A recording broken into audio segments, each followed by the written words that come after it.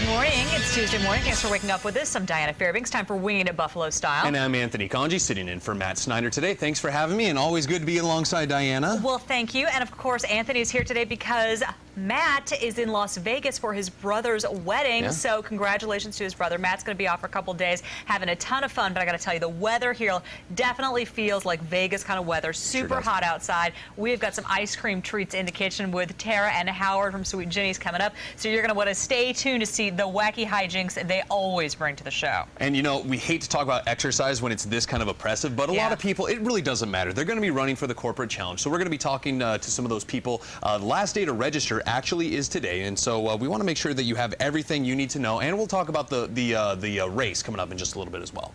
Okay, we also want to talk about, of course, the big news out of Oklahoma. All eyes are on that. We're going to get to that in just a little minute. Also, in our broadcast today, we're going to tell you about a great way that a woman is driving across the country, giving back to students in need through a book bus. It's really fabulous. She's on the show today. She came to Buffalo last year. We're going to show you her amazing vehicle and the work that she's doing for children in our area and across the country. Wow, I'm just amazed at this. It's gorgeous. This looks like a mini library. Yeah, she's right outside the studio. We're going to talk to her in just a little bit. But like I said, of course, we have to talk about the situation in Oklahoma today. Just a tragic story. The video is unbelievable. It's incredible to watch. But, you know, we got to talk about the helpers.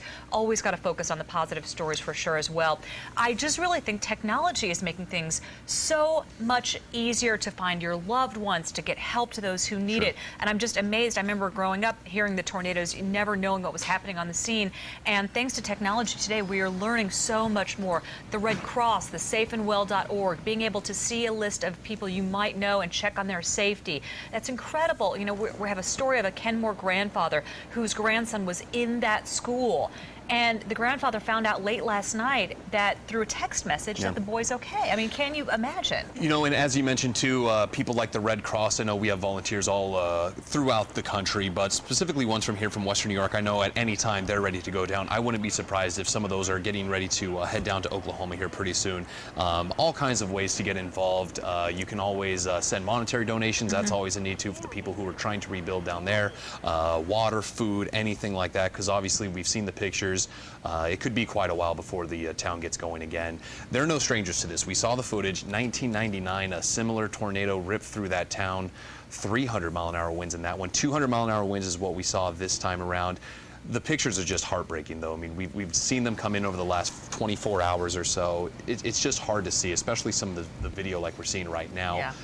I mean, that is, I've never lived in an area that had a tornado. I could just only imagine the panic that you would feel when something like this is going on. I grew up in the southern Midwest, not in Oklahoma, but in the southern Midwest that did have some tornadoes, and it's frightening. It's really frightening. I can't even imagine that. But again, you know, there are going to be incredible stories of survival. One of them, the hospital there in Moore, Oklahoma, where they had a plan, they stuck to the plan, and it worked. Not only did everybody in the hospital make it okay, but then 100 additional people came to the hospital for a safe place, and they all made it. So one of the incredible stories of survival.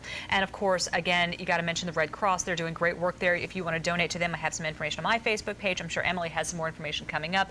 They do a great job with their mobile site as well, and as well, again, at safeandwell.org. That's set up through the Red Cross. Lots of great things to talk about.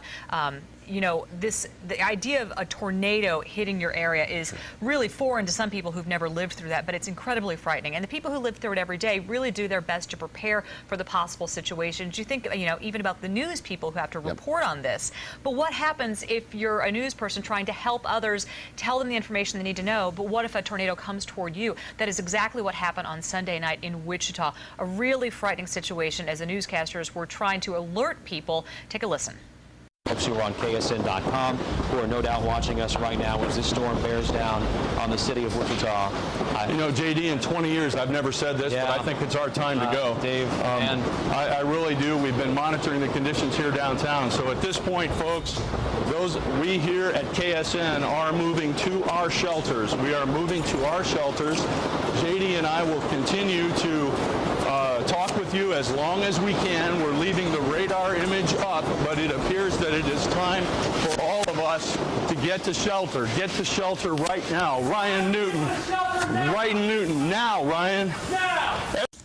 Wow, oh my gosh, that's just so hard to hear. Really, you know, hearing about that. I mean, we've covered all kinds of crazy things. I'm sure you have too. You know, snowstorms, things like that. You know, a lot of news reporters, you know, they'll go wherever. They don't think to put themselves in danger. You hear things like that, though. It really just sounds like they made the right call. It is hard to hear that. It really is. Of course, the situation in Moore, our hearts go out to you and around the country. We're going to have more on that coming up in the news segment here on Winging It. Emily, I'm sure, will have more on the .com check as well. You know, there are some heartbreaking stories that we cover, and then there are some happy stories that we cover. We do have some fun opportunities as well. I had a fun opportunity myself to go celebrate one of America's longest running game shows, one of the most popular, Wheel of Fortune, and we get to bring you a behind-the-scenes look.